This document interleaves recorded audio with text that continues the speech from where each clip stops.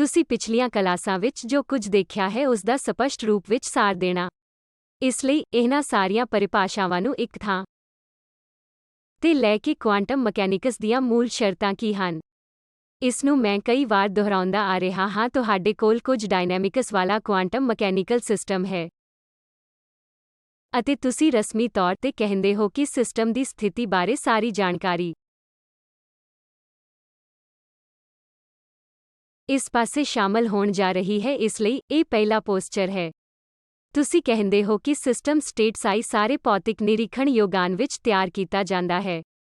ਕੁਝ ਸਧਾਰਨ ਜੋ ਅਸੀਂ ਜਾਣਦੇ ਹਾਂ, ਪੋਜੀਸ਼ਨ ਮੋਮੈਂਟਮ, ਐਂਗੂਲਰ ਮੋਮੈਂਟਮ, ਊਰਜਾ। ਕੁਆਂਟਮ ਮਕੈਨਿਕਸ ਵਿੱਚ ਅਸੀਂ ਆਪਰੇਟਰ ਨੂੰ ਹਰ ਨਿਰੀਖਣ ਯੋਗ ਨਾਲ ਜੋੜਦੇ ਹਾਂ, ਜੋ ਕਿ ਹੇਠਾਂ ਅਨੁਸਾਰ ਹੈ, ਅਤੇ ਅਸੀਂ ਇਹ ਵੀ ਦੇਖਿਆ ਹੈ ਕਿ ਸਾਰੇ ਸਹਾਇਕ ਆਪਰੇਟਰ ਦੇ ਬਰਾਬਰ ਹੋਣੇ ਚਾਹੀਦੇ ਹਨ, ਜਿਸ ਨੂੰ ਅਸੀਂ ਹਰਮੀਟੀਅਨ ਕੰਡੀਸ਼ਨ ਕਹਿੰਦੇ ਹਾਂ। ਹਰਮੀਟੀਅਨ ਆਪਰੇਟਰ ਦੇ ਆਈਗਨ ਵੈਲਿਊਜ਼ ਨੂੰ ਰੀਅਲ ਜਾਂ ਬਰਾਬਰ ਕੋਈ ਐਕਸਪੈਕਟੇਸ਼ਨ ਵੈਲਿਊ ਹੋਣੀ ਚਾਹੀਦੀ ਹੈ ਜਦੋਂ ਤੁਹਾਡਾ ਆਪਰੇਟਰ ਜੇ ਇਹ ਰੀਅਲ ਹੈ ਤਾਂ ਆਪਰੇਟਰ ਨਿਰੀਖਣ ਯੋਗਾਂ ਨਾਲ ਮੇਲ ਖਾਂਦਾ ਹੈ। ਹਾਂ, ਇਹ ਪਹਿਲੀ ਮੰਗ ਹੈ। ਕੁਆਂਟਮ ਮਕੈਨਿਕਸ ਦੇ ਸਾਰੇ ਆਪਰੇਟਰ ਜੋ ਕਿ ਨਿਰੀਖਣ ਯੋਗਾਂ ਨਾਲ ਮੇਲ ਖਾਂਦੇ ਹਨ, ਉਹਨਾਂ ਨੂੰ ਅਸਲ ਵਿੱਚ ਲੀਨੀਅਰ ਸਗੋਂ ਸਾਰੇ ਆਪਰੇਟਰਾਂ ਨੂੰ ਸੰਤੁਸ਼ਟ ਕਰਨਾ ਚਾਹੀਦਾ ਹੈ, ਭਾਵੇਂ ਇਹ ਨਿਰੀਖਣ ਯੋਗਾਂ ਨਾਲ ਮੇਲ ਖਾਂਦਾ ਹੈ ਜਾਂ ਨਹੀਂ, ਉਹਨਾਂ ਨੂੰ ਲੀਨੀਅਰ ਆਪਰੇਟਰ ਵਜੋਂ ਲੈ ਲਵੇਗਾ। ਕੁਝ ਆਪਰੇਟਰ ਹਨ ਜੋ ਐਂਟੀ ਲੀਨੀਅਰ ਆਪਰੇਟਰ ਵੀ ਹਨ, ਪਰ ਇਹ ਉਹ ਚੀਜ਼ ਹੈ ਜਿਸ ਬਾਰੇ ਤੁਹਾਨੂੰ ਇਹ ਸੋਚਣ ਦੀ ਜ਼ਰੂਰਤ ਹੈ ਕਿ ਇੱਕ ਐਂਟੀ ਲੀਨੀਅਰ ਵਿਸ਼ੇਸ਼ਤਾ ਕੀ ਹੈ ਜੋ ਤੁਸੀਂ ਘੱਟੋ-ਘੱਟ ਨਿਰੀਖਣ ਯੋਗਾਂ ਲਈ ਜਾਣਦੇ ਹੋ। ਜਿਸ ਦਾ ਅਸੀਂ ਅਧਿਐਨ ਕਰਨ ਜਾ ਰਹੇ ਹਾਂ ਉਹ ਲੀਨੀਅਰ ਹੈ। ਮੈਂ ਇਸ ਸਵਾਲ ਦਾ ਜਵਾਬ ਦਿੰਦੀ ਹਾਂ। ਸਾਡੇ ਕੋਲ ਏਸੀ ਟਾਈਮਜ਼ ਸਾਈ ਤੇ ਇਹ ਆਪਰੇਟਰ ਸੀ। ਅਸੀਂ ਇਸ ਨੂੰ ਸਾਈ ਤੇ ਸੀ ਟਾਈਮਜ਼ ਏ ਆਪਰੇਟਰ ਵਜੋਂ ਲਿਖਿਆ ਸੀ। ਇਸ ਲਈ ਇਹ ਲੀਨੀਅਰ ਆਪਰੇਟਰ ਹੈ। ਜੇਕਰ ਇਹ ਐਂਟੀ ਲੀਨੀਅਰ ਆਪਰੇਟਰ ਹੈ ਤਾਂ ਤੁਹਾਨੂੰ complex conjugate coefficient anti linear operator ਬਣਾਉਣਾ ਪਏਗਾ। ਮੈਨੂੰ ਇਸ ਨੂੰ ਉਹ ਸੰਤੁਸ਼ਟ ਕਹਿਣ ਦਿਓ।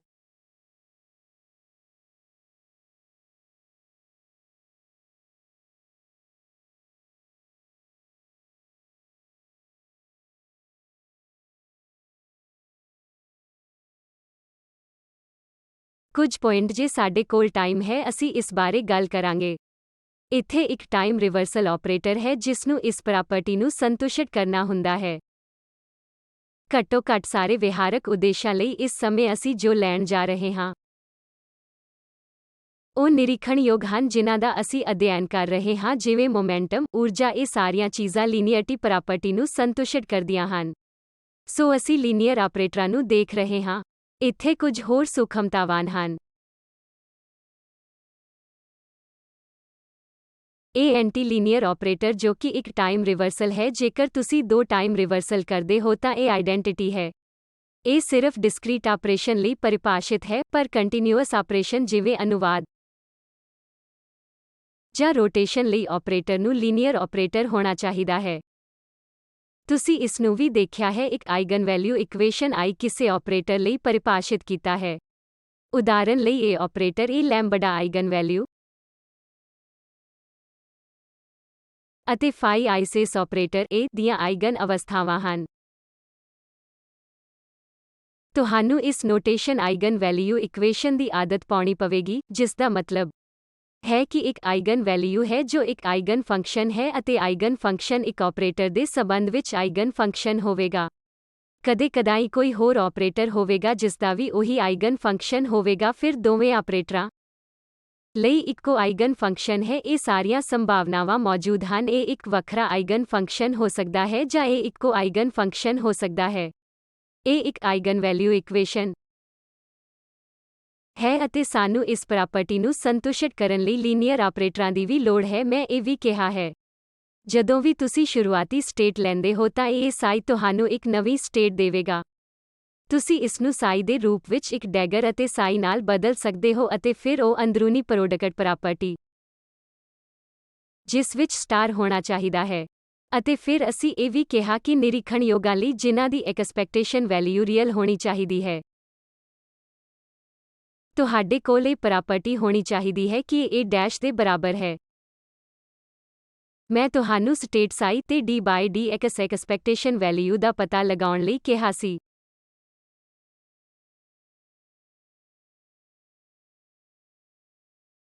ਅਤੇ ਤੁਸੀਂ ਇਹ ਵੇਟ ਫੰਕਸ਼ਨ ਫਾਰਮਾਲਿਜ਼ਮ ਵਿੱਚ ਕਰ ਲਿਆ ਹੈ। ਪਾਰਟੀਕਲ ਨੂੰ ਗਰਾਊਂਡ ਸਟੇਟ ਜਾਂ ਪਹਿਲੀ ਐਕਸਾਈਟਡ ਅਵਸਥਾ ਵਿੱਚ ਲਓ ਅਤੇ ਇਹ ਐਕਸਪੈਕਟੇਸ਼ਨ ਵੈਲਿਊ ਲਈ ਜਾ ਸਕਦੀ ਹੈ। ਜੇਕਰ ਇਹ ਗਰਾਊਂਡ ਸਟੇਟ ਹੈ ਤਾਂ a ਓਵਰ dx 0 ਤੋਂ L psi x d ਦਾ psi 1 ਬਾਏ x ਦਾ dx psi ਇੱਕ ਇੰਟੀਗਰਲ ਹੋਣਾ ਚਾਹੀਦਾ ਹੈ। ਰਸਮੀ ਤੌਰ ਤੇ ਤੁਸੀਂ ਇਸ ਨੂੰ ਇੱਕ ਬਕਸੇ ਵਿੱਚ ਇੱਕ ਪਾਰਟੀਕਲ ਲਈ ਵੀ ਨਹੀਂ ਕਰ ਸਕਦੇ ਹੋ। ਤੁਸੀਂ ਆਮ ਤੌਰ ਤੇ ਇੱਕ ਫਰੀ ਪਾਰਟੀਕਲ ਲੈ ਸਕਦੇ ਹੋ। ਤੁਸੀਂ ਇਸ ਨੂੰ -ਇਨਫਿਨਿਟੀ ਤੋਂ +ਇਨਫਿਨਿਟੀ ਤੱਕ ਲੈ ਸਕਦੇ ਹੋ ਅਤੇ ਵੇਵ ਫੰਕਸ਼ਨ ਨੂੰ ਚੰਗੀ ਤਰ੍ਹਾਂ ਪਰਿਭਾਸ਼ਿਤ ਕਰਕੇ ਵੈਨਿਸ਼ ਕੀਤਾ ਜਾਣਾ ਚਾਹੀਦਾ ਹੈ। ਇਹ -ਇਨਫਿਨਿਟੀ ਦੇ L2 ਤੋਂ +ਇਨਫਿਨਿਟੀ ਨਾਲ ਸੰਬੰਧਿਤ ਹੈ। ਵੇਵ ਫੰਕਸ਼ਨ ਪਲਸ ਜਾਂ -ਇਨਫਿਨਿਟੀ ਤੇ ਵੈਨਿਸ਼ ਹੋ ਜਾਣਾ ਚਾਹੀਦਾ ਹੈ ਅਤੇ ਤੁਸੀਂ ਇਹ ਕੰਮ ਕਰ ਸਕਦੇ ਹੋ। ਕਿਰਪਾ ਕਰਕੇ ਇਹ ਕਰੋ। ਤੁਸੀਂ ਦੇਖੋਗੇ ਕਿ ਇਹ ਇੰਟੀਗਰਲ ਦੇ ਨੈਗੇਟਿਵ ਦੇ ਬਰਾਬਰ ਹੋਵੇਗਾ। ਇਹ ਇੰਟਗ੍ਰੇਲ dx -ਇਨਫਿਨਿਟੀ ਤੋਂ +ਇਨਫਿਨਿਟੀ ਦਾ ਇਹ ਸਟਾਰ ਨੈਗੇਟਿਵ ਹੈ।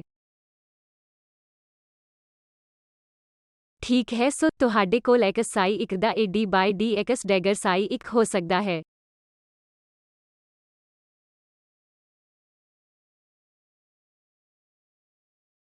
ਅਸੀਂ ਇਹ ਦਿਖਾ ਸਕਦੇ ਹਾਂ ਕਿ d by dx the expectation value d by dx dagger expectation value ਦੇ ਨੈਗੇਟਿਵ ਦੇ ਬਰਾਬਰ ਹੈ।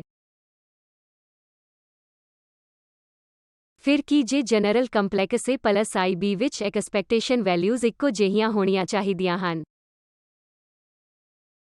ਚਲੋ ਇਸ ਨੂੰ A ਪਲਸ IB ਵਜੋਂ ਲਿਖਦੇ ਹਾਂ। ਇਹ ਮੈਨੂੰ ਦੱਸੇਗਾ ਕਿ A ਮਾਈਨਸ AB ਹੈ ਜਿਸਦਾ ਇਹ ਨੈਗੇਟਿਵ ਚਿੰਨ੍ਹ ਹੈ। A ਮਾਈਨਸ A ਦੇ ਬਰਾਬਰ ਮਾਈਨਸ A 0 ਦੇ ਬਰਾਬਰ ਹੈ, ਇਸ ਲਈ ਇਸ ਦਾ ਸਿਰਫ B ਜੋ ਸਰਵਾਈਵ ਕਰਦਾ ਹੈ। B ਪੂਰੀ ਤਰ੍ਹਾਂ ਇਮੇਜਿਨਰੀ ਹੈ। ਜੇਕਰ ਅਸੀਂ Dell by del x operator ਲਈ ਐਕਸਪੈਕਟੇਸ਼ਨ ਵੈਲਿਊ ਲੈਂਦੇ ਹਾਂ ਤਾਂ ਇਹ ਦਰਸਾ ਸਕਦਾ ਹੈ ਕਿ ਐਕਸਪੈਕਟੇਸ਼ਨ ਵੈਲਿਊਜ਼ ਪੂਰੀ ਤਰ੍ਹਾਂ ਇਮੇਜਿਨਰੀ ਹਨ। ਉਹ ਨਿਰੀਖਣਯੋਗਾਂ ਨਾਲ ਮੇਲ ਨਹੀਂ ਖਾਂਦੇ। ਨਿਰੀਖਣਯੋਗਾਂ ਦੀਆਂ ਰੀਅਲ ਆਈਗਨ ਵੈਲਿਊਜ਼ ਹੋਣੀਆਂ ਚਾਹੀਦੀਆਂ ਹਨ ਅਤੇ ਐਕਸਪੈਕਟੇਸ਼ਨ ਵੈਲਿਊਜ਼ ਜੋ ਅਰਨਫੈਸਟ ਥਿਓਰਮ ਦੁਆਰਾ ਦਿੰਦੇ ਹਨ ਤੁਹਾਡੇ ਕਲਾਸੀਕਲ ਨਤੀਜਿਆਂ ਨਾਲ ਸੰਬੰਧਿਤ ਹਨ, ਉਹਨਾਂ ਨੂੰ ਰੀਅਲ ਹੋਣਾ ਚਾਹੀਦਾ ਹੈ। ਕੇਵਲ ਇੱਕ ਤਰੀਕਾ ਹੈ ਕਿ ਤੁਸੀਂ ਇਸ ਨੂੰ ਰੀਅਲ ਬਣਾ ਸਕਦੇ ਹੋ, ਉਹ ਹੈ ਕਿ ਤੁਸੀਂ ਇੱਥੇ IH ਕ੍ਰਾਸ ਲਗਾ ਸਕਦੇ ਹੋ ਅਤੇ ਇਹ -IH ਕ੍ਰਾਸ ਮਾਫ ਕਰਨਾ ਇਹ -IH ਕ੍ਰਾਸ ਬਣ ਜਾਵੇਗਾ, ਇਸ ਲਈ ਇਹ ਪਲਸ IH ਕ੍ਰਾਸ ਬਣ ਜਾਵੇਗਾ। ਇਹ ਵੀ ਆਵੇਗਾ ਕਿ ਮੋਮੈਂਟਮ ਆਪਰੇਟਰ ਲਈ -IH cross del by del x ਕਿਉਂ ਹੈ।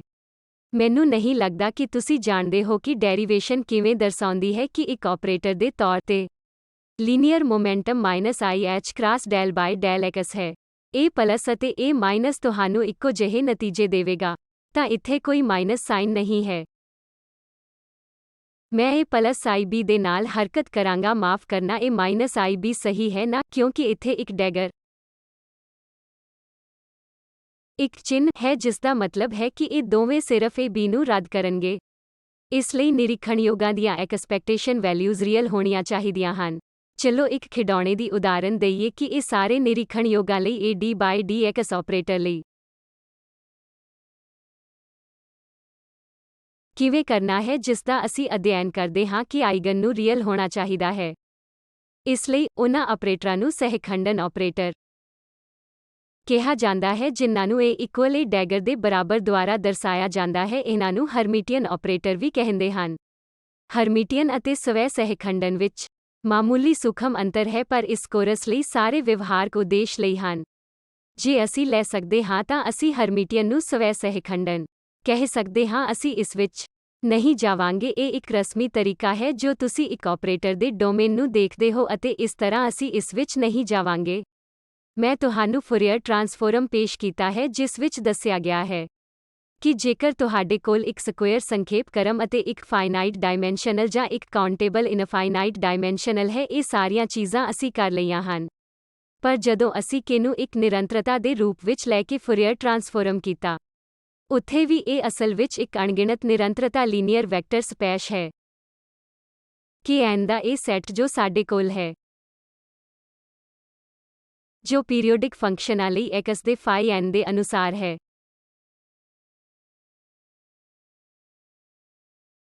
ਸਾਡੇ ਕੋਲ ਇਹ K ਹੋ ਸਕਦਾ ਹੈ ਜੋ ਅਸੀਂ E ਤੋਂ I ਕੇ x ਨੂੰ ਮੁੱਢਲੇ ਫੰਕਸ਼ਨ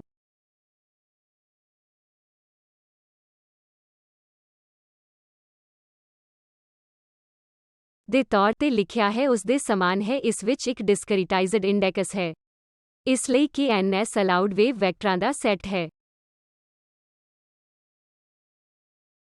ਉਸ ਲਈ ਸਾਡੇ ਕੋਲ x ਦੇ ਫਾਈ n ਨਾਲ ਸੰਬੰਧਿਤ ਵੇਵ ਫੰਕਸ਼ਨ ਹਨ ਜੋ ਤੁਹਾਨੂੰ ਸ਼ਾਇਦ ਯਾਦ ਹੋਣਾ। ਪਰ ਫਿਰ ਅਸੀਂ ਇੱਕ ਵੇਵ ਪੈਕੇਟ ਵਿੱਚ ਵੀ ਗਏ ਜਿੱਥੇ ਅਸੀਂ ਮੁੱਢਲੇ ਫੰਕਸ਼ਨਾਂ ਦੀ ਵਰਤੋਂ ਕੀਤੀ ਜਿਸ ਲਈ i ਕੇ x ਦੀ ਲੋੜ ਸੀ ਅਤੇ k ਇੱਕ ਨਿਰੰਤਰਤਾ ਸੀ। ਪੀਰੀਓਡਿਸਿਟੀ ਨਾਲ ਅਸੀਂ k n ਨੂੰ 2n π/r ਵਰਗਾ ਦਿਖਾਇਆ ਹੈ। ਇੱਥੇ ਇਹ ਕਿ ਕੋਈ ਕੰਡੀਸ਼ਨ ਨਹੀਂ ਹੈ ਕਿ k ਅਸਲ ਵਿੱਚ k ਪਲਸ ਡੈਲਟਾ k ਆਦਿ ਵਜੋਂ ਜਾਵੇਗਾ, ਇਸ ਲਈ ਇਹ dk ਬਹੁਤ ਛੋਟਾ ਹੈ, ਇਸ ਲਈ ਇਹ ਇੱਕ ਨਿਰੰਤਰਤਾ ਹੈ। ਇਹ ਵੈਕਟਰ ਸਪੈਸ਼ ਗਿਣਨਯੋਗ ਹੈ, ਪਰ ਇਹ ਬਾਕਸ ਸਟੇਸ਼ਨਰੀ ਸਥਿਤੀਆਂ ਵਿੱਚ ਪਾਰਟੀਕਲ ਦੀ ਤਰ੍ਹਾਂ ਇਨਫਾਈਨਾਈਟ ਡਾਇਮੈਂਸ਼ਨਲ ਹੋ ਸਕਦੀ ਹੈ। x ਦਾ ਫਾਈ n ਜਿਸਨੂੰ ਤੁਸੀਂ ਲਿਖਦੇ ਹੋ ਅਤੇ ਉੱਥੇ ਤੱਕ ਜਾ ਸਕਦੇ ਹੋ, ਉੱਥੇ ਕੋਈ ਕੱਟ ਆਫ ਨਹੀਂ ਹੈ। ਇਹ ਇਨਫਾਈਨਾਈਟ ਡਾਇਮੈਂਸ਼ਨਲ ਹੈ ਪਰ ਇਸ ਅਰਥ ਵਿੱਚ ਗਿਣਨਯੋਗ ਹੈ ਕਿ ਇਹ ਜੋੜੀ ਹੋਈ ਲੜੀ ਹੈ। ਪਰ ਜੇਕਰ ਤੁਸੀਂ ਇੱਕ ਫਰੀ ਪਾਰਟੀਕਲ ਨੂੰ ਦੇਖਦੇ ਹੋ ਤਾਂ ਇਹ ਮੁੱਢਲਾ ਫੰਕਸ਼ਨ ਇੱਕ ਲੀਨੀਅਰ ਵੈਕਟਰ ਸਪੈਸ਼ ਲਈ ਵੀ ਹਨ।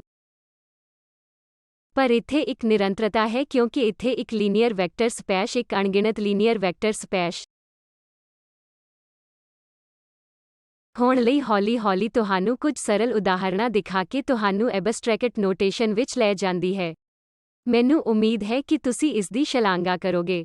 ਜਿੱਥੇ ਅਸੀਂ ਅਣਗਿਣਤ ਨਿਰੰਤਰ ਲੀਨੀਅਰ ਸਪੈਸ਼ ਵਿੱਚ ਜਾਂਦੇ ਹਾਂ, ਕੁਝ ਚੀਜ਼ਾਂ ਜੋ ਅਸੀਂ ਕਰਨਾ ਸ਼ੁਰੂ ਕਰ ਸਕਦੇ ਹਾਂ ਕਿਉਂਕਿ ਅਸੀਂ ਪੋਜੀਸ਼ਨ ਸਪੈਸ਼ ਵਿੱਚ ਮੁੱਢਲੀਆਂ ਸਥਿਤੀਆਂ ਨੂੰ ਪੇਸ਼ ਕਰ ਸਕਦੇ ਹਾਂ। x ਇੱਕ ਨਿਰੰਤਰਤਾ ਹੈ ਜੋ -ਇਨਫਿਨਿਟੀ ਤੋਂ +ਇਨਫਿਨਿਟੀ ਤੱਕ k ਦੀ ਤਰ੍ਹਾਂ ਜਾਂਦੀ ਹੈ। ਮੈਂ ਰਸਮੀ ਤੌਰ ਤੇ ਸਿੱਧੇ ਨੋਟੇਸ਼ਨ ਦੀ ਪਾਲਣਾ ਕਰਾਂਗਾ। ਇਹ ਕੇਟ x ਦੁਆਰਾ ਨਿਯਤ ਪੋਜੀਸ਼ਨ ਸਪੈਸ਼ ਵਿੱਚ ਮੁੱਢਲੀਆਂ ਸਟੇਟਸ ਨੂੰ ਲਿਖਾਂਗਾ। ਤੁਸੀਂ ਇਸ ਕੰਟੀਨਿਅਮ ਵੈਕਟਰ ਸਪੈਸ਼ ਵਿੱਚ ਸੰਪੂਰਨਤਾ ਅਤੇ ਔਰਥੋਨੋਰਮੈਲਿਟੀ ਕਿਵੇਂ ਲਿਖੋਗੇ ਜਿਵੇਂ ਕਿ ਤੁਸੀਂ ਡਿਸਕ੍ਰੀਟ ਵਿੱਚ ਕੀਤਾ ਸੀ? ਤੁਹਾਨੂੰ ਕੇਵਲ ਉੱਥੇ ਹੀ ਬਦਲਣਾ ਪਵੇਗਾ ਜਿੱਥੇ ਵੀ ਸਮੇਸ਼ਨ ਓਵਰ n ਇੱਕ ਇੰਟੀਗਰਲ ਦੁਆਰਾ ਓਵਰ dx ਸੀ। ਕਿਉਂਕਿ x ਉਹ ਵੇਰੀਏਬਲ ਹੈ ਜੋ ਸਾਡੇ ਕੋਲ ਕੰਟੀਨਿਅਮ ਲੀਨੀਅਰ ਵੈਕਟਰ ਸਪੈਸ਼ ਵਿੱਚ ਹੈ ਜੋ ਗਿਣਿਆ ਨਹੀਂ ਜਾ ਸਕਦਾ। ਸਾਰੀਆਂ ਸਥਿਤੀਆਂ ਤੇ ਇੱਕ ਬਾਰੀ ਪ੍ਰੋਡਕਟ ਦਾ ਜੋੜਫਲ ਦਿੱਤਾ ਗਿਆ ਹੈ, ਪਰ ਪੋਜੀਸ਼ਨਾਂ ਨਿਰੰਤਰ ਹਨ। ਇਹ ਸਮੇਸ਼ਨ ਭਰਨ ਲਈ ਕੋਈ ਪੁਆਇੰਟ ਨਹੀਂ ਹੈ, ਤੁਹਾਨੂੰ ਇੱਕ ਇੰਟੀਗ੍ਰੇਸ਼ਨ ਲਗਾਉਣਾ ਪਵੇਗਾ। ਮੰਨ ਲਓ ਕਿ ਤੁਸੀਂ ਕਿਸੇ ਅਜਿਹੇ ਚੈਕਰ ਬਾਕਸ ਵਿੱਚ ਹੋ ਜਿਸਨੂੰ ਤੁਸੀਂ ਜਾਣਦੇ ਹੋ ਕਿ ਇਸ ਵਿੱਚ ਗੇਂਦ ਸਿਰਫ L2-3L ਤੇ ਡਿੱਗੇਗੀ। ਤਾਂ ਇਹ ਪੋਜੀਸ਼ਨ ਡਿਸਕ੍ਰੀਟਾਈਜ਼ਡ ਹੋ ਜਾਵੇਗੀ। ਫਿਰ ਇੰਟੀਗ੍ਰੇਸ਼ਨ ਨੂੰ ਹਟਾਇਆ ਜਾ ਸਕਦਾ ਹੈ, ਤੁਸੀਂ ਸਮੇਸ਼ਨ ਪਾ ਸਕਦੇ ਹੋ। ਪਰ ਮੈਂ ਇਹ ਕਹਿਣ ਦੀ ਕੋਸ਼ਿਸ਼ ਕਰ ਰਿਹਾ ਹਾਂ ਕਿ ਪਾਰਟੀਕਲ +ਇਨਫਿਨਿਟੀ ਤੋਂ -ਇਨਫਿਨਿਟੀ ਤੱਕ ਕਿਤੇ ਵੀ ਹੋ ਸਕਦਾ ਹੈ। ਇਹ ਇਸ ਲਈ ਇੱਕ ਚੰਗੀ ਤਰ੍ਹਾਂ ਪਰਿਭਾਸ਼ਿਤ ਪੋਜੀਸ਼ਨ ਆਧਾਰ ਹੈ ਅਤੇ ਇੱਕ ਨਿਰੰਤਰ ਵੈਕਟਰ ਸਪੈਸ਼ ਵਾਸਤੇ ਸਾਡੀ ਸੰਪੂਰਨਤਾ ਅਤੇ ਔਰਥੋਗੋਨੈਲਿਟੀ ਦੀ ਪਾਲਣਾ ਕਰਦਾ ਹੈ। ਅਸੀਂ ਇਸ ਦੇ ਸੰਪੂਰਨਤਾ ਸੰਬੰਧ ਨੂੰ ਪਰਿਭਾਸ਼ਿਤ ਕਰ ਸਕਦੇ ਹਾਂ ਅਤੇ ਔਰਥੋਗੋਨੈਲਿਟੀ ਆਪਣੇ ਆਪ ਨੂੰ ਇੱਕ ਡਾਇਮੈਂਸ਼ਨ ਤੱਕ ਸੀਮਤ ਕਰਨ ਵਾਲਾ ਪ੍ਰਾਪਤ ਡੈਲਟਾ ਫੰਕਸ਼ਨ ਹੋਵੇਗਾ। ਕੀ ਹੋਵੇਗਾ ਜੇਕਰ ਮੈਂ 2 ਡਾਇਮੈਂਸ਼ਨ ਤੇ ਜਾਵਾਂਗਾ ਤਾਂ ਇੱਥੇ 2 ਇੰਟੀਗ੍ਰੇਸ਼ਨ dx dy ਹੋਣਗੇ। ਜੇਕਰ ਸਟੇਟ ਜੋ ਮੈਂ ਲਿਖੀ ਹੈ i ਨੂੰ x y ਬਾਰੀ ਪ੍ਰੋਡਕਟ ਲਿਖ ਸਕਦੇ ਹਾਂ ਅਤੇ ਅਸੀਂ ਇਹ ਕਰ ਸਕਦੇ ਹਾਂ ਜੋ ਇੱਥੇ ਹੁੰਦਾ ਹੈ। ਇਹ 2 ਡਾਇਮੈਂਸ਼ਨ ਵਿੱਚ ਇੱਕ ਡੈਲਟਾ ਫੰਕਸ਼ਨ ਹੋਵੇਗਾ। ਮੈਂ ਤੁਹਾਨੂੰ ਇਸ ਵਿੱਚ ਲੈ ਜਾ ਰਿਹਾ ਹਾਂ ਤਾਂ ਕਿ ਹੌਲੀ-ਹੌਲੀ ਅਸੀਂ ਦੇਖ ਸਕਾਂਗੇ ਕਿ ਅਸਲ ਵਿੱਚ ਵੇਵ ਫੰਕਸ਼ਨ ਕੀ ਹੈ ਜਿਸ ਦਾ ਤੁਸੀਂ ਸਾਰਿਆਂ ਨੇ ਅਧਿਐਨ ਕੀਤਾ ਜੋ ਤੁਸੀਂ ਕਰ ਰਹੇ ਸੀ। ਤੁਸੀਂ ਇੱਕ ਵੇਵ ਫੰਕਸ਼ਨ ਲਿਖ ਸਕਦੇ ਹੋ ਜਾਂ ਤੁਸੀਂ ਐਬਸਟਰੈਕਟ ਆਧਾਰ ਵਿੱਚ ਪੋਜੀਸ਼ਨ ਆਧਾਰ ਕੇਟ ਵਿੱਚ ਕੇਟ ਅਤੇ ਕੇਟ ਉੱਤੇ ਡਾਇਰੈਕਟ ਫਾਰਮਾਲਿਜ਼ਮ ਨੂੰ ਪਰਿਭਾਸ਼ਿਤ ਕਰ ਸਕਦੇ ਹੋ ਅਤੇ ਅਸੀਂ ਦੇਖ ਸਕਦੇ ਹਾਂ ਕਿ ਇਸ ਪੋਜੀਸ਼ਨ ਦੇ ਆਧਾਰ ਦੀ ਵਰਤੋਂ ਕਰਕੇ ਤੁਸੀਂ ਜਿਨ੍ਹਾਂ ਵੇਵ ਫੰਕਸ਼ਨਾਂ ਦਾ ਅਧਿਐਨ ਕਰਦੇ ਹੋ ਉਨ੍ਹਾਂ ਨੂੰ ਕਿਵੇਂ ਪ੍ਰਾਪਤ ਕਰਨਾ ਹੈ। ਇਸ ਲਈ ਮੈਂ ਕਿਸੇ ਵੀ ਆਰਬਿਟਰੀ ਸਥਿਤੀ ਨੂੰ ਤਣਾ ਦੇਣ ਦੀ ਕੋਸ਼ਿਸ਼ ਕਰ ਰਿਹਾ ਹਾਂ ਜਿਸ ਦਾ ਤੁਸੀਂ ਕਿਸੇ ਵੀ ਆਧਾਰ ਤੇ ਵਿਸਤਾਰ ਕਰ ਸਕਦੇ ਹੋ ਜੋ ਮੈਂ ਤੁਹਾਨੂੰ ਦੱਸਣ ਦੀ ਕੋਸ਼ਿਸ਼ ਕਰ ਰਿਹਾ ਸੀ। ਇਹ ਜ਼ਰੂਰੀ ਨਹੀਂ ਹੈ ਕਿ ਤੁਹਾਨੂੰ ਇਸ ਨੂੰ ਮੋਮੈਂਟਮ ਦੇ ਆਧਾਰ ਤੇ ਫੈਲਾਉਣਾ ਪਵੇਗਾ। ਤੁਸੀਂ ਇਸ ਨੂੰ ਪੋਜੀਸ਼ਨ ਦੇ ਆਧਾਰ ਤੇ ਫੈਲਾ ਸਕਦੇ ਹੋ। ਤੁਸੀਂ ਊਰਜਾ ਦੇ ਆਧਾਰ ਤੇ ਇਸ ਤਰ੍ਹਾਂ ਫੈਲਾ ਕਰ ਸਕਦੇ ਹੋ ਜਿਵੇਂ ਕਿ ਇੱਕ ਬਾਕਸ ਵਿੱਚ ਤੁਹਾਡੇ ਸਾਰੇ ਪਾਰਟੀਕਲ ਜਦੋਂ ਤੁਸੀਂ ਇਸ ਨੂੰ ਇਹ ਸੁਪਰਪੋਜ਼ਿਟ ਵੇਵ ਫੈਲਾਉਂਦੇ ਹੋ। ਇਹ ਸਟੇਸ਼ਨਰੀ ਸਟੇਟ ਲੈ ਰਿਹਾ ਹੈ ਜੋ ਕਿ ਊਰਜਾ ਆਧਾਰਿਤ ਫਾਈ-ਐਨਐਸ ਹਨ। ਹੈਮਿਲਟੋਨੀਅਨ ਆਪਰੇਟਰ ਨੇ ਉਹਨਾਂ ਤੇ ਤੁਹਾਨੂੰ ਇੱਕ ਖਾਸ ਊਰਜਾ ਦਿੱਤੀ ਹੈ, nth ਐਕਸਾਈਟਿਡ ਸਟੇਟ ਐਨਰਜੀ, ਜੋ ਕਿ ਇੱਕ ਊਰਜਾ ਆਧਾਰਿਤ ਹੈ। ਇਸ ਲਈ ਇੱਥੇ ਮੈਂ ਸਾਈ ਨੂੰ ਪੋਜੀਸ਼ਨ ਦੇ ਆਧਾਰ ਵਜੋਂ ਕਰ ਸਕਦਾ ਹਾਂ। ਕੋਈ ਵੀ ਆਧਾਰ ਕਾਫੀ ਕਿਉਂ ਨਹੀਂ ਹੈ? ਜੇਕਰ ਮੈਂ ਅਜਿਹਾ ਕਰਦਾ ਹਾਂ ਤਾਂ ਮੈਂ ਸਿਰਫ ਆਈਡੈਂਟਿਟੀ ਆਪਰੇਟਰ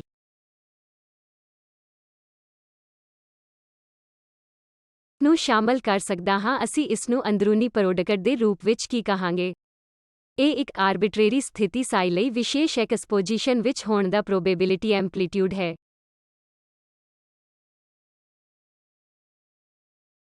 ਪੋਜੀਸ਼ਨ ਦੇ ਆਧਾਰ ਵਿੱਚ ਇਹ ਪ੍ਰੋਬੇਬਿਲਿਟੀ ਐਂਪਲੀਟਿਊਡ ਉਹ ਹੈ ਜਿਸ ਦਾ ਤੁਸੀਂ ਸਾਰੇ ਵੇਵ ਫੰਕਸ਼ਨ ਵਜੋਂ ਅਧਿਐਨ ਕਰਦੇ ਹੋ। ਜੋ ਤੁਸੀਂ ਵੇਵ ਫੰਕਸ਼ਨਾਂ ਵਜੋਂ ਵੇਖ ਰਹੇ ਹੋ ਉਹ ਹੋਰ ਕੁਝ ਨਹੀਂ ਹੈ ਪਰ ਇੱਕ ਆਰਬਿਟਰੇਰੀ ਸਥਿਤੀ ਸਾਈ ਲਈ ਐਕਸ ਪੋਜੀਸ਼ਨ ਵਿੱਚ ਹੋਣ ਦੀ ਪ੍ਰੋਬੇਬਿਲਿਟੀ ਐਂਪਲੀਟਿਊਡ ਇਸ ਅੰਦਰੂਨੀ ਪ੍ਰੋਡਕਟ ਦੁਆਰਾ ਦਿੱਤਾ ਗਿਆ ਹੈ ਅਤੇ ਇਸ ਨੂੰ ਅਸੀਂ ਇੱਕ ਵੇਵ ਫੰਕਸ਼ਨ ਕਹਿੰਦੇ ਹਾਂ। ਜਦੋਂ ਵੀ ਤੁਸੀਂ ਉੱਥੇ ਵੇਵ ਫੰਕਸ਼ਨ ਕਰਦੇ ਹੋ ਤਾਂ ਤੁਸੀਂ ਜਾ ਸਕਦੇ ਹੋ ਅਤੇ ਇਸ ਨੂੰ ਅੰਦਰੂਨੀ ਪ੍ਰੋਡਕਟ ਵਜੋਂ ਬਦਲ ਸਕਦੇ ਹੋ ਅਤੇ ਅਸੀਂ ਇਹ ਦੇਖਣ ਦੀ ਕੋਸ਼ਿਸ਼ ਕਰ ਸਕਦੇ ਹਾਂ ਕਿ ਕੀ ਸਭ ਕੁਝ ਕੰਸਿਸਟੈਂਟ ਹੈ। ਇਸ ਨੂੰ ਅਸੀਂ ਕਹਿੰਦੇ ਹਾਂ ਕਿ ਇਹ ਇੱਕ ਵੇਵ ਫੰਕਸ਼ਨ ਹੈ। ਐਕਸਪੈਕਟੇਸ਼ਨ ਵੈਲਿਊ ਕੀ ਹੈ? ਇਹ ਮੈਂ ਸਥਿਤੀ ਸਾਈ ਵਿੱਚ ਤਿਆਰ ਕੀਤੇ ਸਿਸਟਮ ਲਈ ਕੁਝ ਆਪਰੇਟਰ ਐਕਸ ਦੀ ਐਕਸਪੈਕਟੇਸ਼ਨ ਵੈਲਿਊ ਨੂੰ ਵੀ ਕਿਹਾ ਹੈ। ਉਦਾਹਰਨ ਲਈ ਆਓ ਇਸ ਨੂੰ ਪੋਜੀਸ਼ਨ ਆਪਰੇਟਰ ਮੰਨੀਏ। ਕੁਆਂਟਮ ਮਕੈਨਿਕਸ ਵਿੱਚ ਡਾਇਰੈਕਟ ਨੋਟੇਸ਼ਨ ਵਿੱਚ ਜੇਕਰ ਸਾਈ ਵਿੱਚ ਸਟੇਟ ਹੈ ਤਾਂ ਇਹ ਉਹੀ ਹੈ ਜੋ ਮੈਂ ਲਿਖਿਆ ਹੁੰਦਾ। ਪਰ ਇਸ ਦੇ ਬਰਾਬਰ ਮੈਂ ਇਸ ਬ੍ਰੈਕਟ ਨੂੰ ਸ਼ਾਮਿਲ ਕਰ ਸਕਦਾ ਹਾਂ ਜੋ ਆਈਡੈਂਟਿਟੀ ਆਪਰੇਟਰ ਤੋਂ ਸਿਵਾਏ ਕੁਝ ਨਹੀਂ ਹੈ। ਜੋ ਮੈਂ ਇੱਥੇ ਕੀਤਾ ਹੈ। ਇੱਕ ਵਾਰ ਜਦੋਂ ਮੈਂ ਇਹ ਆਈਡੈਂਟਿਟੀ ਆਪਰੇਟਰ ਨੂੰ ਰੱਖਦਾ ਹਾਂ ਤਾਂ ਤੁਸੀਂ ਦੇਖ ਸਕਦੇ ਹੋ ਕਿ ਇਸ ਐਕਸ ਦੇ ਨਾਲ ਇਸ ਆਈ ਤੁਹਾਡੇ ਵੇਵ ਫੰਕਸ਼ਨ ਦਾ ਇੱਕ ਕੰਪਲੈਕਸ ਕੰਜੂਗੇਟ ਹੈ ਤਾਂ ਐਕਸ ਦੇ ਆਧਾਰ ਤੇ ਐਕਸ ਆਪਰੇਟਰ ਤੁਹਾਨੂੰ ਇੱਕ ਆਈਗਨ ਵੈਲਿਊ ਇਕੁਏਸ਼ਨ ਦੇਵੇਗਾ। ਐਕਸ ਆਪਰੇਟਰ ਸਟੇਟ ਐਕਸ ਤੇ ਕੰਮ ਕਰਦਾ ਹੈ। ਤੁਹਾਨੂੰ ਇੱਕ eigen value X Times X ਦੇਵੇਗਾ। ਆਪਰੇਟਰ ਚਲਾ ਗਿਆ ਹੈ, ਤੁਹਾਨੂੰ ਮਿਲਿਆ ਹੈ ਅਤੇ ਆਈਗਨ ਵੈਲਿਊ ਹੈ। ਫਿਰ ਜੋ ਅਸੀਂ ਐਕਸ ਦੇ ਨਾਲ ਸਾਈ ਅੰਦਰੂਨੀ ਪ੍ਰੋਡਕਟ ਨਾਲ ਛੱਡਿਆ ਸੀ। ਇਹ ਕੀ ਹੈ? ਅਸੀਂ ਪੋਜੀਸ਼ਨ ਦੇ ਆਧਾਰ ਤੇ ਇੱਕ ਆਪਰੇਟਰ ਐਕਸ ਨੂੰ ਪਰਿਭਾਸ਼ਿਤ ਕਰਨ ਜਾ ਰਹੇ ਹਾਂ। ਆਓ ਕੁਝ ਖਾਸ ਤੌਰ ਤੇ ਐਕਸ ਨਾਟ ਨੂੰ ਲੈ ਕੇ ਕਰੀਏ। ਜੇਕਰ ਮੈਂ ਕਹਾਂ ਕਿ ਇਹ ਪੋਜੀਸ਼ਨ ਦਾ ਆਧਾਰ ਹੈ ਤਾਂ ਐਕਸ ਨਾਟ ਸਥਿਤੀ ਤੇ ਪੋਜੀਸ਼ਨ ਆਪਰੇਟਰ ਤੁਹਾਨੂੰ ਦੇਵੇਗਾ। ਮੰਨ ਲਓ ਕਿ ਮੈਂ ਇੱਕ ਸਥਿਤੀ ਨੂੰ ਕੁਝ ਮੋਮੈਂਟਮ ਨਾਲ ਲੈਂਦਾ ਹਾਂ ਅਤੇ ਮੈਂ ਇਹ ਮੋਮੈਂਟਮ ਆਪਰੇਟਰ ਨੂੰ ਚਲਾਉਂਦਾ ਹਾਂ। ਮੈਨੂੰ ਉਸ ਸਥਿਤੀ ਦੀ ਉਸ ਸੰਖਿਆ ਨੂੰ ਬਾਹਰ ਕੱਢਣਾ ਚਾਹੀਦਾ ਹੈ। ਮੰਨ ਲਓ ਕਿ ਸਥਿਤੀ ਐਕਸ ਨਾਟ ਪੋਜੀਸ਼ਨ ਆਪਰੇਟਰ ਤੇ ਹੈ। ਇਹ ਸਟੇਟ ਨੂੰ ਹਿੱਟ ਕਰਦਾ ਹੈ। ਤੁਹਾਨੂੰ ਇੱਕ ਪੋਜੀਸ਼ਨ ਆਈਗਨ ਵੈਲਿਊ ਮਿਲੇਗੀ। ਇਹ ਉਸ ਸਥਿਤੀ ਬਾਰੇ ਜਾਣਕਾਰੀ ਦੇਵੇਗੀ। ਅਤੇ ਐਕਸ ਨਾਟ ਇਸ ਲਈ ਇਹ ਆਈਗਨ ਵੈਲਿਊ ਐਕਸ ਨਾਟ ਅਤੇ ਕੇਟ ਐਕਸ ਨਾਟ ਦੇ ਨਾਲ ਪੋਜੀਸ਼ਨ ਆਪਰੇਟਰ ਲਈ ਇੱਕ ਆਈਗਨ ਵੈਲਿਊ ਇਕੁਏਸ਼ਨ ਹੈ। ਇਹ ਕੀ ਹੈ? ਮੈਂ ਇਸ ਨੂੰ ਆਈਗਨ ਫੰਕਸ਼ਨ ਕਹਿੰਦਾ ਹਾਂ। ਪੋਜੀਸ਼ਨ ਦੇ ਆਧਾਰ ਦਾ ਮਤਲਬ ਹੈ ਕਿ ਉਹ ਪੋਜੀਸ਼ਨ ਆਪਰੇਟਰ ਦੀਆਂ ਆਈਗਨ ਸਟੇਟਸ ਹਨ। ਜੇਕਰ ਅਸੀਂ ਇਸ ਦੀ ਵਰਤੋਂ ਕਰਦੇ ਹਾਂ ਤਾਂ ਜੋ ਵੀ ਮੈਂ ਸਾਈ ਐਕਸ ਆਪਰੇਟਰ ਸਾਈ ਲਿਖਿਆ ਹੈ ਬਾਕਾਇਦਾ ਮੇਰੇ ਕੋਲ ਇੱਕ ਸਾਈ ਅਤੇ ਫਿਰ ਇੰਟੀਗਰਲ ਓਵਰ ਇੱਥੇ ਡੀ ਐਕਸ ਐਕਸ ਵੀ ਹੋ ਸਕਦਾ ਹੈ ਅਤੇ ਫਿਰ ਮੇਰੇ ਕੋਲ ਸਾਈ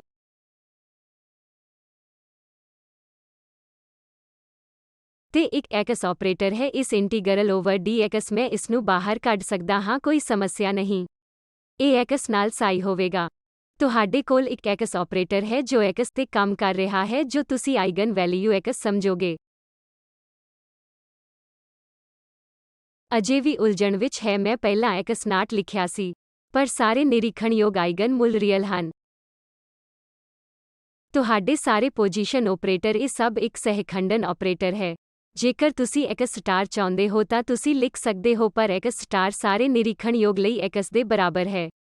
ਆਈਗਨ ਮੁੱਲ ਹਮੇਸ਼ਾ ਰੀਅਲ ਹੁੰਦੇ ਹਨ, ਇਸ ਲਈ ਤੁਹਾਨੂੰ ਸਟਾਰ ਨੂੰ ਲਿਖਣ ਦੀ ਲੋੜ ਹੁੰਦੀ ਹੈ। ਜੇ ਇਹ ਕੋਈ ਹੋਰ ਆਪਰੇਟਰ ਹੈ ਜਿਸ ਦਾ ਨਿਰੀਖਣਯੋਗਾਂ ਨਾਲ ਕੋਈ ਸੰਬੰਧ ਨਹੀਂ ਤਾਂ ਤਕਨੀਕੀ ਤੌਰ ਤੇ ਮੈਨੂੰ ਉੱਥੇ ਇੱਕ ਸਟਾਰ ਰੱਖਣਾ ਪੈਂਦਾ ਹੈ, ਨਹੀਂ ਤਾਂ ਮੈਨੂੰ ਲੋੜ ਨਹੀਂ ਹੈ। ਸਹਿਮਤ ਹਾਂ। ਸੋ ਜੇਕਰ ਮੈਂ ਇੱਥੇ ਇਹ ਕਹਿਣ ਦੀ ਕੋਸ਼ਿਸ਼ ਕਰ ਰਿਹਾ ਹਾਂ ਕਿ ਐਕਸ ਆਪਰੇਟਰ ਨਾਲ ਐਕਸ0 ਵਿੱਚ ਬਾਕਾਇਦਾ ਤੁਸੀਂ ਐਕਸ0 ਨਾਲ ਐਕਸ0 ਆਈਗਨ ਵੈਲਿਊ ਨੂੰ ਸਟਾਰ ਵਜੋਂ ਲਿਖਿਆ ਹੈ। ਪਰ ਕਿਉਂਕਿ ਇਹ ਇੱਕ ਨਿਰੀਖਣਯੋਗ ਲੈਂਬਡਾ ਬਰਾਬਰ ਲੈਂਬਡਾ ਸਟਾਰ ਹੈ, ਆਈਗਨ ਵੈਲਿਊ ਰੀਅਲ ਹੋਵੇਗੀ।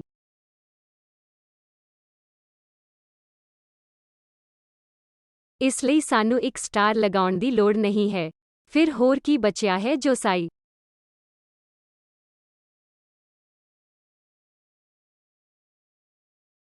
ਦੇ ਨਾਲ ਬਾਹਰ ਆਉਂਦਾ ਹੈ। ਇਹ ਖੰਡ ਉਹ ਹੈ ਜਿਸ ਨੂੰ ਅਸੀਂ ਇਸਨੂੰ ਐਕਸ ਦਾ ਵੇਵ ਫੰਕਸ਼ਨ ਐਕਸ ਕਹਿੰਦੇ ਹਾਂ। ਅਤੇ ਜੇ ਅਸੀਂ ਇਸਨੂੰ ਐਕਸ ਦਾ ਸਾਈ ਕਹਿੰਦੇ ਹਾਂ ਤਾਂ ਇਸਨੂੰ dx ਤੇ ਇੰਟੀਗਰੇਟਿਡ ਐਕਸ ਦੇ ਸਾਈ ਸਟਾਰ ਵਜੋਂ ਬੁਲਾਇਆ ਜਾਣਾ ਚਾਹੀਦਾ ਹੈ। ਤੁਸੀਂ ਆਪਣੇ ਪੁਰਾਣੇ ਕੁਆਂਟਮ ਮਕੈਨਿਕਸ ਨੂੰ ਵਾਪਸ ਪ੍ਰਾਪਤ ਕਰਦੇ ਹੋ, ਜਿੱਥੇ ਤੁਸੀਂ ਵੇਵ ਫੰਕਸ਼ਨ ਫਾਰਮਾਲਿਜ਼ਮ ਵਿੱਚ ਕੀਤਾ ਸੀ। ਪਰ ਇੱਥੇ ਮੇਰੇ ਕੋਲ ਡਾਇਰੈਕਟ ਰੋਟੇਸ਼ਨ ਸੀ। ਪਰ ਮੈਂ ਪੋਜੀਸ਼ਨ ਆਧਾਰ ਵਿੱਚ ਇੱਕ ਪੋਜੀਸ਼ਨ ਆਧਾਰ ਕੰਪਲੀਟੈਂਸ ਆਈਡੈਂਟਿਟੀ ਆਪਰੇਟਰ ਪਾਇਆ ਅਤੇ ਫਿਰ ਗਿਆਤ ਵੇਵ ਫੰਕਸ਼ਨ ਤੇ ਗਿਆ। ਇਸ ਨੋਟੇਸ਼ਨ ਨੂੰ ਇੰਨਾ ਸਾਫ਼ ਸੁਥਰਾ ਦੇਖੋ ਕਿ ਤੁਸੀਂ ਵੇਵ ਫੰਕਸ਼ਨ ਅਤੇ ਸਟੇਟ ਵੈਕਟਰ ਫਾਰਮਾਲਿਜ਼ਮ ਦੇ ਵਿਚਕਾਰ ਅੱਗੇ ਪਿੱਛੇ ਜਾ ਸਕਦੇ ਹੋ। ਮੈਨੂੰ ਨਹੀਂ ਪਤਾ ਕਿ ਇਹ ਐਂਗੂਲਰ ਬ੍ਰੈਕਟ ਅਸਲ ਵਿੱਚ ਬਹੁਤ ਸ਼ਾਨਦਾਰ ਹੈ। ਹੁਣ ਅਸੀਂ ਸਾਰੇ ਇਸ ਦੀ ਵਿਸ਼ਵਵਿਆਪੀ ਤੌਰ ਤੇ ਪਾਲਣਾ ਕਰਦੇ ਹਾਂ। ਮੈਂ ਚਾਹੁੰਦਾ ਹਾਂ ਕਿ ਤੁਸੀਂ ਪ੍ਰਸ਼ੰਸਾ ਕਰੋ ਕਿ ਤੁਸੀਂ ਸੁਵਿਧਾਜਨਕ ਲਈ ਕਿਸੇ ਵੀ ਟਾਈਮ ਵਿਚਕਾਰ ਯੂਨਿਟ ਆਪਰੇਟਰ ਪਾ ਕੇ ਇਸ ਦੀ ਵਰਤੋਂ ਕਰਨਾ ਸ਼ੁਰੂ ਕਰ ਸਕਦੇ ਹੋ। ਜਿਵੇਂ ਕਿ ਜੇਕਰ ਮੈਂ ਪੋਜੀਸ਼ਨ ਆਪਰੇਟਰ ਨੂੰ ਦੇਖ ਰਿਹਾ ਹਾਂ ਤਾਂ ਮੈਂ ਪੋਜੀਸ਼ਨ ਦੇ ਆਧਾਰ ਤੇ ਇੱਕ ਯੂਨਿਟ ਆਪਰੇਟਰ ਰੱਖਾਂਗਾ। ਪਰ ਜੇਕਰ ਮੈਂ ਮੋਮੈਂਟਮ ਆਪਰੇਟਰ ਨੂੰ ਦੇਖ ਰਿਹਾ ਹਾਂ ਤਾਂ ਮੈਂ ਕਰ ਸਕਦਾ ਹਾਂ ਯੂਨਿਟ ਆਪਰੇਟਰ ਕਿਸੇ ਵੀ ਆਧਾਰ ਤੇ ਹੋ ਸਕਦਾ ਹੈ। ਮੈਂ ਮੋਮੈਂਟਮ ਆਧਾਰ ਵੀ ਰੱਖ ਸਕਦਾ ਹਾਂ। ਉਸ ਨੂੰ ਦੇਖਣਾ ਸ਼ੁਰੂ ਕਰੋ, ਉਸ ਮੋਮੈਂਟਮ ਦੇ ਆਧਾਰ ਤੇ ਕਰਨਾ ਸ਼ੁਰੂ ਕਰੋ ਅਤੇ ਮੋਮੈਂਟਮ ਦੇ ਆਧਾਰ ਤੇ ਸੰਬੰਧਿਤ ਮੋਮੈਂਟਮ ਆਪਰੇਟਰ ਤੁਹਾਨੂੰ ਪੋਜੀਸ਼ਨ ਦੇ ਆਧਾਰ ਤੋਂ ਮੋਮੈਂਟਮ ਦੇ ਆਧਾਰ ਤੇ ਜਾਣ ਲਈ ਉਚਿਤ ਆਈਗਨ ਵੈਲਿਊਜ਼ ਦੇਵੇਗਾ। ਤੁਸੀਂ ਕੀ ਕਰੋਗੇ? ਦੁਬਾਰਾ ਤੁਸੀਂ ਇਹ ਇਨਸਰਟਿੰਗ ਯੂਨਿਟ ਆਪਰੇਟਰ ਕਰਦੇ ਹੋ, ਸਹੀ ਹੈ ਨਾ? ਮੈਨੂੰ ਰਸਮੀ ਤੌਰ ਤੇ ਇਹ ਲਿਖਣ ਦਿਓ। ਤੁਹਾਡੇ ਕੋਲ ਇੱਕ ਪੋਜੀਸ਼ਨ ਆਧਾਰ ਹੈ ਜੋ ਮੈਂ DPPP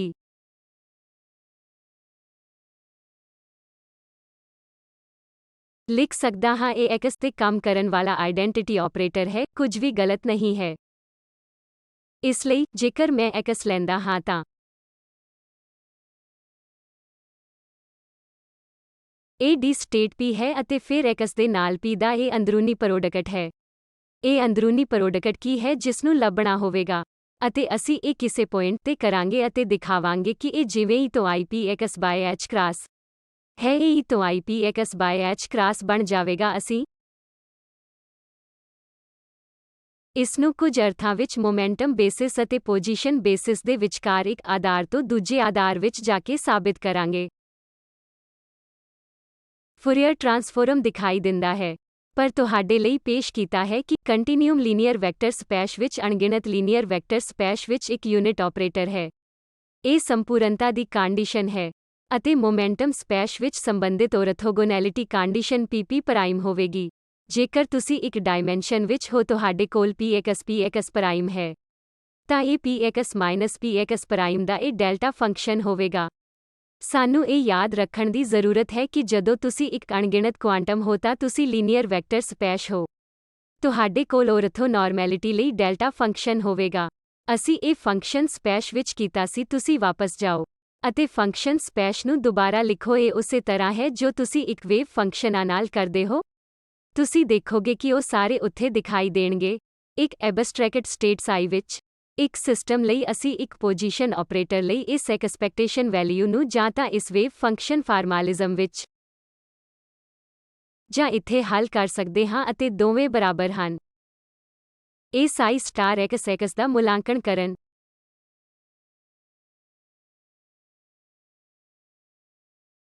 ਦੇ ਬਰਾਬਰ ਹੈ ਜੋ ਤੁਸੀਂ ਆਪਣੇ ਪਹਿਲੇ ਸਾਲ ਦੇ ਕੋਰਸ ਵਿੱਚ ਕੀਤਾ ਹੈ।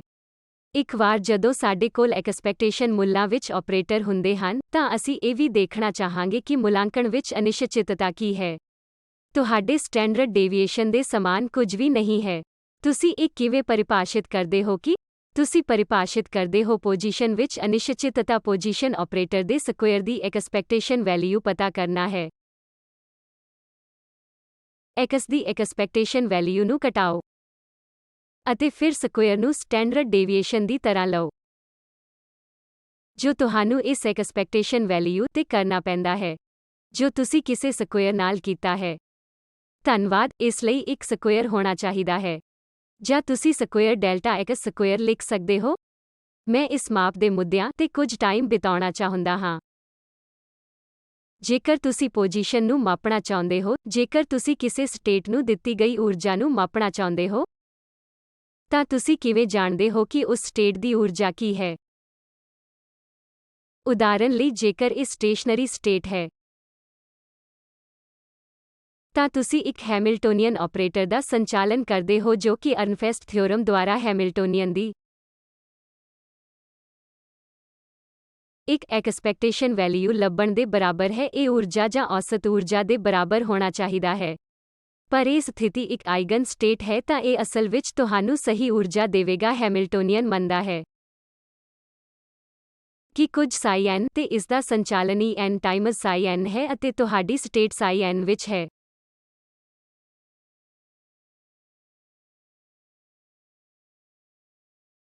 ਇਹ ਸਾਈ n ਦੀ ਐਕਸਪੈਕਟੇਸ਼ਨ ਵੈਲਿਊ ਹੈ। ਇਹ ਤੁਹਾਨੂੰ ਇੱਥੇ ਕੀ ਦੇਵੇਗਾ?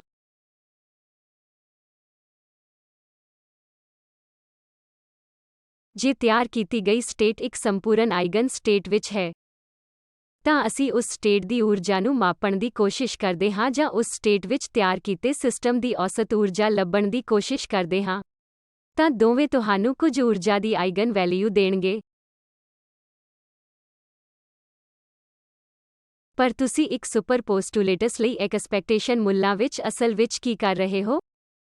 ਮੰਨ ਲਓ ਕਿ ਮੇਰੇ ਕੋਲ ਸਾਈ n ਤੇ ਇੱਕ ਸੁਪਰਪੋਜੀਸ਼ਨ ਸੀ n ਹੈ, ਅਤੇ ਤੁਸੀਂ ਅਸਲ ਵਿੱਚ ਇੱਥੇ ਕੀ ਕਰ ਰਹੇ ਹੋ? ਜਦੋਂ ਤੁਸੀਂ ਕੋਈ ਮਾਪ ਕਰਨ ਦੀ ਕੋਸ਼ਿਸ਼ ਕਰਦੇ ਹੋ ਕਿ ਕੀ ਵਾਪਰਦਾ ਹੈ,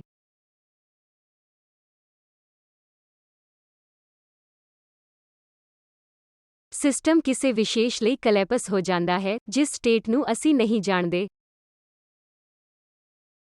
ਮੰਨ ਲਓ ਕਿ ਮੈਂ ਤੁਹਾਨੂੰ ਦੱਸਦਾ ਹਾਂ ਕਿ ਸਿਸਟਮ ਵਿੱਚ ਇਹ ਸਟੇਸ਼ਨਰੀ ਸਟੇਟਸ ਸੰਭਵ ਹਨ। ਮੈਂ ਕਲੈਪਸ ਲਈ ਕੁਝ n ਵੈਲਿਊ ਜਾਣਦਾ ਹਾਂ, ਪਰ ਮੈਂ ਸੀ n ਨੂੰ ਕਿਵੇਂ ਨਿਰਧਾਰਿਤ ਕਰਦਾ ਹਾਂ? ਤੁਸੀਂ ਸਮਾਨ ਰੂਪ ਵਿੱਚ ਤਿਆਰ ਕੀਤਾ ਸਿਸਟਮ ਲੈਂਦੇ ਹੋ। ਚਲੋ ਉਹਨਾਂ ਵਿੱਚੋਂ ਹਰੇਕ ਇੱਕੋ ਜਿਹੇ ਤਿਆਰ ਸਿਸਟਮ ਵਿੱਚ ਉਹਨਾਂ ਵਿੱਚੋਂ 100 ਨੂੰ ਲੈ ਕੇ ਉਸੇ ਸਮੇਂ ਤੇ ਮਾਪ ਕਰੀਏ ਅਤੇ ਲੱਭੀਏ ਕਿ ਮੰਨ ਲਓ ਕਿ 10 ਕਤਾਰਾਂ ਲੈ ਕੇ ਹਰੇਕ ਕਤਾਰ ਇੱਕ ਸਮਾਨ ਸਿਸਟਮ ਮਾਪ ਕਰ ਰਹੀ ਹੈ। ਤੁਸੀਂ E1 ਨੂੰ ਊਰਜਾ ਵਜੋਂ ਕਹਿੰਦੇ ਹੋ, ਕੋਈ E2 ਨੂੰ ਊਰਜਾ ਵਜੋਂ ਕਹਿੰਦਾ ਹੈ ਅਤੇ ਇਹ ਸਿਲਸਿਲਾ ਚੱਲਦਾ ਰਹਿੰਦਾ ਹੈ। ਸੋ ਜੇਕਰ ਇਹ ਇਨਫਾਈਨਾਈਟ ਹੈ, ਤਾਂ ਮੈਂ ਇਹ ਪਤਾ ਲਗਾ ਸਕਦਾ ਹਾਂ ਕਿ ਤੁਹਾਡੇ ਵਿੱਚੋਂ ਕਿੰਨਿਆਂ ਨੇ E1 ਪ੍ਰਾਪਤ ਕੀਤਾ ਹੈ, ਤੁਹਾਡੇ ਵਿੱਚੋਂ ਕਿੰਨਿਆਂ ਨੇ E2 ਪ੍ਰਾਪਤ ਕੀਤੇ ਹਨ। ਮੈਂ ਔਸਤ ਲੈ ਸਕਦਾ ਹਾਂ ਕਿ mode Cn square Cn square En ਵਜੋਂ ਊਰਜਾ ਦੀ ਵੈਲਿਊ ਨੂੰ ਲੱਭਣ ਦੀ ਪ੍ਰੋਬੇਬਿਲਿਟੀ ਹੈ।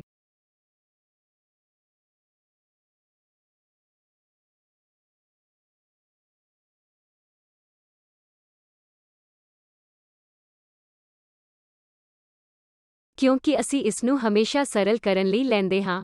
ਸਟੇਟ ਸਾਈ ਨੂੰ ਸਰਲ ਕੀਤਾ ਜਾਂਦਾ ਹੈ। ਇਸ ਦਾ ਕੀ ਅਰਥ ਹੈ? ਇੱਕ ਦੇ ਬਰਾਬਰ ਇਹ ਇੱਕ ਖਾਸ ਊਰਜਾ ਲਈ ਕੀ ਹੁੰਦਾ ਹੈ?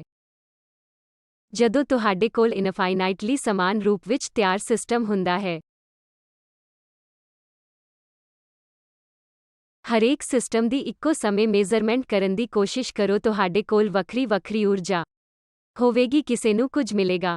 ਪਰ ਜੇ ਤੁਸੀਂ ਉਸ ਸਟੇਟ ਨੂੰ ਟੈਬੂਲੇਟ ਕਰਦੇ ਹੋ, ਇਹਨਾਂ ਵਿੱਚੋਂ ਕਿੰਨੇ ਸਿਸਟਮਾਂ ਨੂੰ E1 ਮਿਲਿਆ ਹੈ, ਤਾਂ ਤੁਸੀਂ ਅਸਲ ਵਿੱਚ ਮੋਡ Cn ਸਕੁਏਅਰ ਪਤਾ ਕਰ ਸਕਦੇ ਹੋ।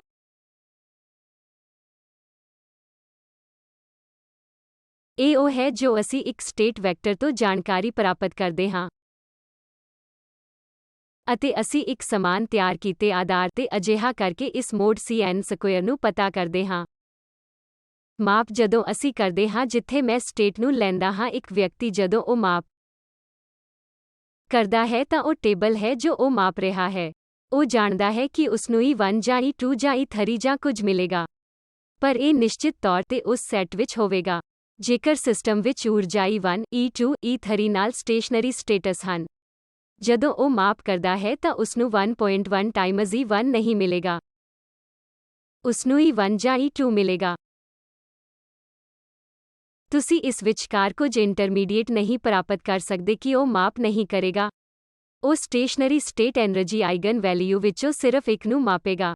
ਜੋ stationery state energy eigen value ਨੂੰ ਮਾਪੇਗਾ ਕੋਈ ਨਹੀਂ ਜਾਣਦਾ। ਉਸਨੂੰ ਜਾਂ ਤਾਂ E1, E2, E3 ਅਤੇ ਆਦਿ ਮਿਲ ਜਾਵੇਗਾ। ਪਰ ਤੁਸੀਂ ਵਿਚਕਾਰ ਕਿਤੇ ਨਹੀਂ ਪ੍ਰਾਪਤ ਕਰੋਗੇ। ਪਰ ਉਸਨੂੰ E1 ਪਲੱਸ 0.1 ਦੀ ਤਰ੍ਹਾਂ ਜਾਂ ਕੁਝ ਨਹੀਂ ਮਿਲੇਗਾ। ਉਸਨੂੰ ਇਹ ਨਹੀਂ ਮਿਲੇਗਾ, ਇਹ ਯਕੀਨੀ ਹੈ। ਪਰ ਉਹ ਕਿਸ ਨੂੰ ਪ੍ਰਾਪਤ ਕਰੇਗਾ ਉਹ ਖੁਦ ਅਜਿਹਾ ਨਹੀਂ ਕਰੇਗਾ ਜਿੱਥੇ ਪ੍ਰੋਬੇਬਿਲਿਟੀ ਤਸਵੀਰ ਵਿੱਚ ਆ ਜਾਂਦੀ ਹੈ ਜੋ ਬਹੁਤ ਤੀਬਰ ਹੈ ਜੋ ਤੁਸੀਂ ਕੁਝ ਵੀ ਨਹੀਂ ਕਰ ਸਕਦੇ। ਸਟੇਟ ਸਾਈ ਤੇ ਇੱਕ ਨਿਰੀਖਕ ਦੁਆਰਾ ਮਾਪ ਇਸ ਨੂੰ ਸਟੇਸ਼ਨਰੀ ਸਟੇਟ ਵਿੱਚੋਂ ਇੱਕ ਵਿੱਚ ਜਾਣ ਲਈ ਬਣਾ ਦੇਵੇਗਾ। ਇਸ ਨੂੰ ਅਸੀਂ ਕਹਿੰਦੇ ਹਾਂ ਇਹ ਵੇਵ ਫੰਕਸ਼ਨ ਦਾ ਇੱਕ ਕੋਲਾਪਸ ਹੈ। ਅਤੇ ਤੁਹਾਡੇ ਕੋਲ ਊਰਜਾ ਹੋਵੇਗੀ ਜਿਸ ਦਾ ਤੁਸੀਂ ਅੰਦਾਜ਼ਾ ਨਹੀਂ ਲਗਾ ਸਕਦੇ ਕਿ ਕੀ ਹੋਵੇਗਾ। ਪਰ ਇਹ ਆਈਗਨ ਸਟੇਸ਼ਨਰੀ ਵੈਲਿਊ ਦਾ ਲਗਭਗ ਇੱਕ ਸੈੱਟ ਹੋਵੇਗਾ। ਜੇਕਰ ਤੁਸੀਂ ਮਾਪ ਲਈ ਲੈਂਦੇ ਹੋ n ਇੱਕੋ ਜਿਹੇ ਤਿਆਰ ਕੀਤੇ ਸਿਸਟਮ ਨੂੰ ਲਓ। ਸਿਸਟਮ ਦੀ ਊਰਜਾ ਨੂੰ ਮਾਪਣ ਤੋਂ ਪਹਿਲਾਂ ਸਾਈ ਸਿਸਟਮ ਦੀ ਸਟੇਟ ਹੈ। ਅਸੀਂ ਸਿਰਫ ਇਹ ਕਹਿ ਸਕਦੇ ਹਾਂ ਕਿ ਇਹ ਊਰਜਾ ਆਈਗਨ ਵੈਲਿਊ ਦੇ ਸਮੂਹ ਵਿੱਚੋਂ ਇੱਕ ਹੋਵੇਗੀ। ਤੁਸੀਂ ਇਹ ਨਹੀਂ ਕਹਿ ਸਕਦੇ ਕਿ ਕਿਸ ਊਰਜਾ ਆਈਗਨ ਵੈਲਿਊ ਵਿੱਚੋਂ। ਜਦੋਂ ਤੁਸੀਂ ਇਹ ਮਾਪ ਕਰਦੇ ਹੋ ਤਾਂ ਊਰਜਾ ਆਈਗਨ ਵੈਲਿਊ ਊਰਜਾ ਆਈਗਨ ਸਟੇਟਸ ਵਿੱਚੋਂ ਇੱਕ ਸਟੇਟ ਵਿੱਚ ਕੋਲਾਪਸ ਹੋ ਜਾਂਦੀ ਹੈ। ਜਦੋਂ ਮੈਂ ਇਸ ਹਰਮਿਟੀਅਨ ਨੂੰ ਸਾਈ ਤੇ ਆਪਰੇਟਰ ਤੇ ਕਰਦਾ ਹਾਂ ਜੋ ਕਿ summation over n c n ਸਾਈ n ਸਮੇਸ਼ਨ ਤੇ ਹਰਮਿਟੀਅਨ ਆਪਰੇਟਰ ਹੁੰਦਾ ਹੈ ਤਾਂ ਮੈਨੂੰ ਕੀ ਮਿਲੇਗਾ ਉਹ ਹੈ ਮੈਂ ਕੁਝ ਪ੍ਰਾਪਤ ਕਰਾਂਗਾ ਕੁਝ ਖਾਸ m ਸਟੇਟ ਪ੍ਰਾਪਤ ਕਰਾਂਗਾ ਸਾਈ m ਸਟੇਟ। ਅਤੇ ਇਸ ਤੋਂ ਬਾਅਦ ਜਦੋਂ ਉਹ ਇਸ ਤੇ ਹੈਮਿਲਟੋਨੀਅਨ ਨੂੰ ਮਾਪਣਾ ਸ਼ੁਰੂ ਕਰਦਾ ਹੈ ਇਹ ਤੁਹਾਨੂੰ ਸਾਈ ਤੇ ਊਰਜਾ m ਦੇਵੇਗਾ। ਇਹ ਉਸ ਤੋਂ ਬਾਅਦ ਸਟੇਸ਼ਨਰੀ ਸਟੇਟ ਵਿੱਚ ਰਹੇਗਾ। ਇੱਕ ਨਿਰੀਖਕ ਜੋ ਇੱਕ ਆਰਬਿਟਰੇਰੀ ਸਟੇਟ ਵਿੱਚ ਮਾਪਣ ਦੀ ਕੋਸ਼ਿਸ਼ ਕਰ ਰਿਹਾ ਹੈ ਇਹ ਦੇਖੇਗਾ ਕਿ ਸਟੇਟ ਸਾਈ ਕੁਝ ਸਟੇਸ਼ਨਰੀ ਸਟੇਟ ਨੂੰ ਕੋਲੈਪਸ ਕਰ ਦੇਵੇਗਾ। ਕਿਹੜੀ ਸਟੇਸ਼ਨਰੀ ਸਟੇਟ ਤੁਹਾਨੂੰ ਪਤਾ ਹੈ ਜਦੋਂ ਉਹ ਮਾਪ ਕਰ ਰਿਹਾ ਹੈ ਇਹ ਇਸ ਦੇ ਸੈੱਟ ਵਿੱਚੋਂ ਇੱਕ ਖਾਸ m1 ਨਹੀਂ ਹੈ। ਉਸ ਦੇ ਹੋਣ ਤੋਂ ਬਾਅਦ ਇਹ ਉਸੇ ਸਟੇਟ ਵਿੱਚ ਰਹੇਗਾ। ਇਹ ਦੁਬਾਰਾ ਸਾਈ m ਵਾਂਗ ਰਹੇਗਾ। ਜੇ ਉਹ ਇਸ ਤੇ ਮਾਪ ਕਰਦਾ ਹੈ ਤਾਂ ਉਸਨੂੰ ਨਵੀਂ ਊਰਜਾ ਨਹੀਂ ਮਿਲੇਗੀ। ਉਸਨੂੰ ਉਹੀ m ਪ੍ਰਾਪਤ ਹੋਵੇਗੀ। ਕੀ ਇਹ ਸਪਸ਼ਟ ਹੈ? ਇੱਕ ਸਿਸਟਮ ਉੱਤੇ ਮਾਪ ਸਾਈ ਤੋਂ ਸਾਈ m ਇੱਕ ਖਾਸ ਆਈਗਨ ਸਟੇਟ ਦੇ ਕੋਲੈਪਸ ਵੱਲ ਲੈ ਜਾਂਦਾ ਹੈ ਅਤੇ ਇਸ ਵਿੱਚ ਇੱਕ ਊਰਜਾ ਹੋਵੇਗੀ ਜੋ ਮਾਪੀ ਜਾਂਦੀ ਹੈ। ਉਸ ਤੋਂ ਬਾਅਦ ਜੇਕਰ ਅਸੀਂ ਦੁਬਾਰਾ ਊਰਜਾ ਨੂੰ ਮਾਪਣ ਲਈ ਦੁਬਾਰਾ ਦੁਹਰਾਉਂਦੇ ਹਾਂ ਤਾਂ ਇਹ ਉਸੇ ਸਟੇਟ ਵਿੱਚ ਰਹੇਗੀ। ਤਾਂ ਸਾਡੇ ਕੋਲ ਇੱਕ ਪੂਰਵ ਅਨੁਮਾਨ ਜਵਾਬ ਹੋ ਸਕਦਾ ਹੈ ਇੱਕ ਸੁਪਰ ਪ੍ਰੋਸਟੇਟ ਲੈਂਦਾ ਹੈ ਅਤੇ ਮਾਪ ਉਦੋਂ ਤੱਕ ਕਰਦਾ ਹੈ ਜਦੋਂ ਤੱਕ ਉਹ ਮਾਪ ਨਹੀਂ ਲੈਂਦਾ। ਉਸਨੂੰ ਇਹ ਨਹੀਂ ਪਤਾ ਹੁੰਦਾ ਕਿ ਮਾਪ ਤੋਂ ਪਹਿਲਾਂ ਵੀ ਉਹ ਅੰਦਾਜ਼ਾ ਨਹੀਂ ਲਗਾ ਸਕਦਾ ਕਿ ਊਰਜਾ ਕੀ ਹੈ। ਪਰ ਉਹ ਅੰਦਾਜ਼ਾ ਲਗਾਉਂਦਾ ਹੈ ਕਿ ਇਹ ਇੱਕ ਵਿਸ਼ੇਸ਼ ਸਟੇਸ਼ਨਰੀ ਸਟੇਟ ਵਿੱਚ ਕੋਲਾਪਸ ਹੋ ਜਾਵੇਗਾ ਜੋ ਇਸ ਦੇ ਕੋਲਾਪਸ ਹੋ ਜਾਣ ਤੋਂ ਬਾਅਦ ਇੱਕ ਊਰਜਾ ਆਈਗਨ ਸਟੇਟ ਹੈ। ਜੇ ਅਸੀਂ ਵਾਰ-ਵਾਰ ਮਾਪਣ ਦੀ ਕੋਸ਼ਿਸ਼ ਕਰਦੇ ਹਾਂ ਜਦੋਂ ਤੱਕ ਕੋਈ ਸਿਸਟਮ ਬੇਰੋਕ ਹੈ ਉਸਨੂੰ ਉਹੀ ਊਰਜਾ ਦੀ ਵੈਲਿਊ ਮਿਲੇਗੀ। ਇਸ ਤੋਂ ਮੇਰਾ ਕੀ ਮਤਲਬ ਹੈ ਕਿ ਮੈਂ ਸਟੇਸ਼ਨਰੀ ਸਟੇਟ ਨੂੰ ਕੋਈ ਹੋਰ ਟਰਾਂਸਫਾਰਮੇਸ਼ਨ ਨਹੀਂ ਕਰਵਾ ਸਕਦਾ। ਜੇਕਰ ਮੈਂ ਅਜਿਹਾ ਕਰਦਾ ਹਾਂ ਤਾਂ ਇਹ ਦੁਬਾਰਾ ਸੁਪਰਪੋਜ਼ਚਰ ਵਿੱਚ ਜਾ ਸਕਦਾ ਹੈ।